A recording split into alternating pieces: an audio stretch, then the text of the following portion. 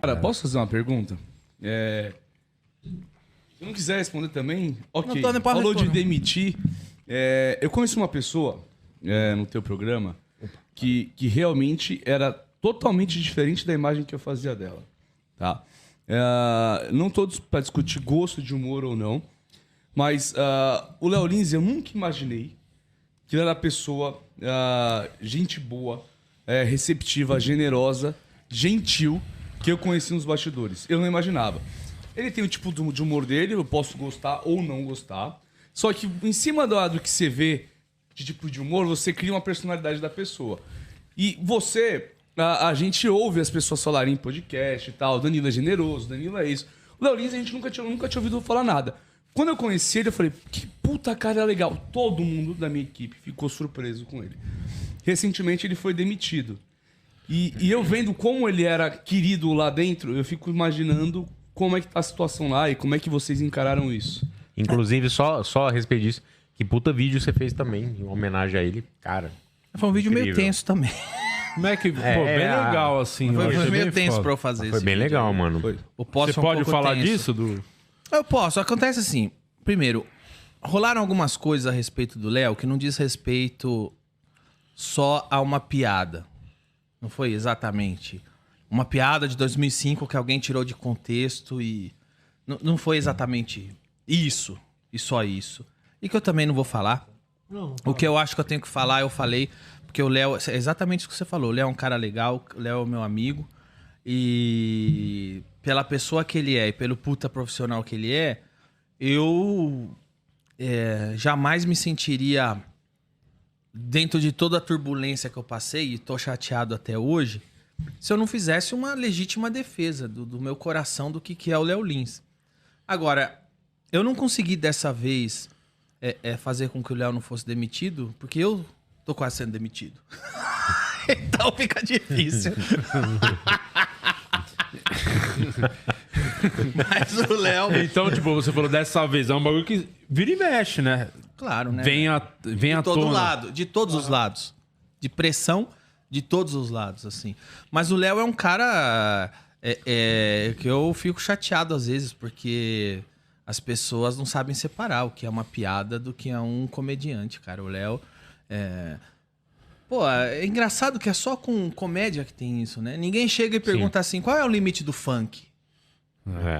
Qual é o limite da poesia? Qual é o limite na anestesia? Que o cara estuprou a mina desmaiada lá. A gente pode se limitar às artes. Porra, agora vai você fazer uma piada sobre esse assunto aí. Não, a gente pode se limitar às artes. Qual é o limite do funk? Eu vou pegar o funk, então. Porque o funk é uma coisa que é extremamente protegido pela beautiful people. Porque como vem da periferia, é sacrossanto. O do funk não se fala, né? Antes de mais nada, a minha opinião. Qual é o limite do funk? Pra mim, nenhum.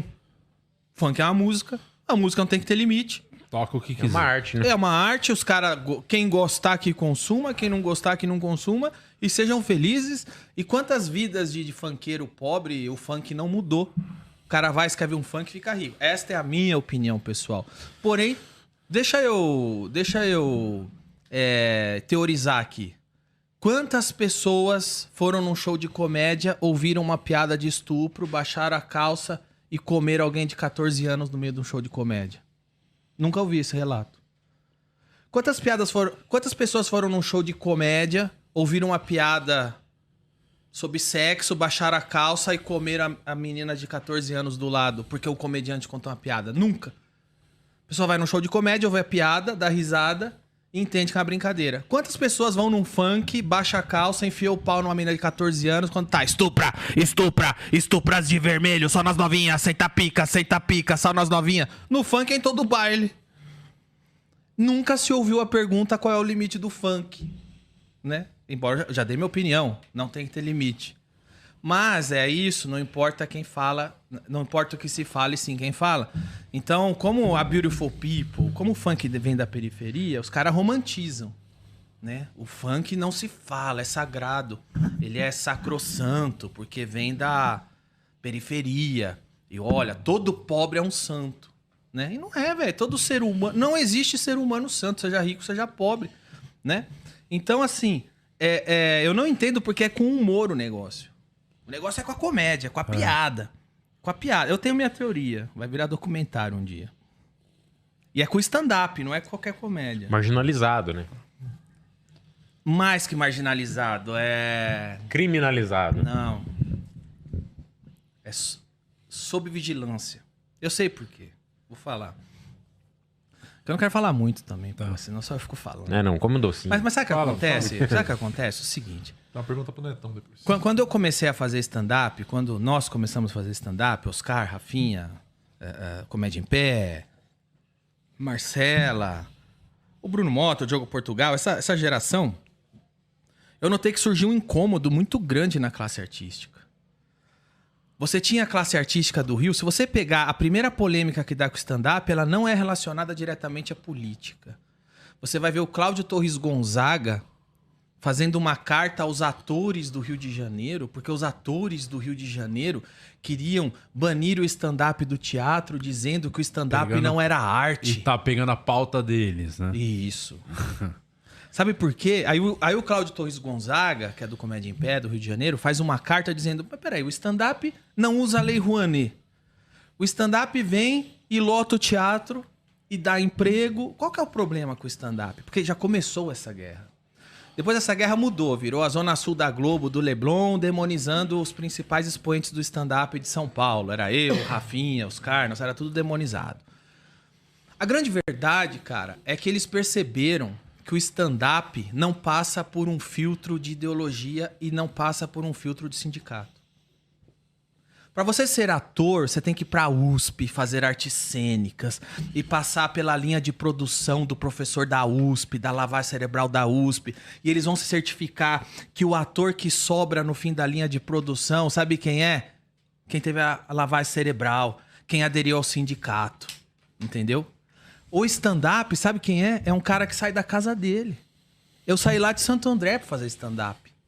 Eu não tive nada, eu não tive o sindicato da arte cênica, eu não tive um professor, eu não tive a USP, eu não tive os intelectuais dizendo qual piada eu posso ou não fazer.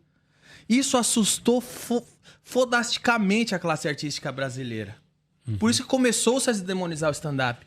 Por isso começou-se a se fazer a pergunta, qual é o limite do humor? Que até então ninguém... Sabe qual é o limite do humor? A agenda deles. Esse é o limite do humor. Se você for da turma e da agenda deles, você pode fazer o que quiser, que não vai dar problema nenhum. Esse é o limite do humor. Então, o stand-up é aquele que sai da casa dele. Ele pode sair de um lugar rico, ele pode sair de um lugar pobre. Ele pode sair de Santos, pode sair de Osasco, pode sair de Santo André, pode sair de Minas.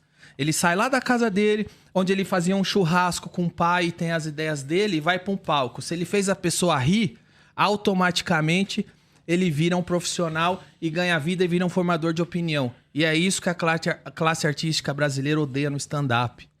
Ele não passa pelo filtro do sindicato e dos intelectuais da USP, do Leblon, e forma gigantes.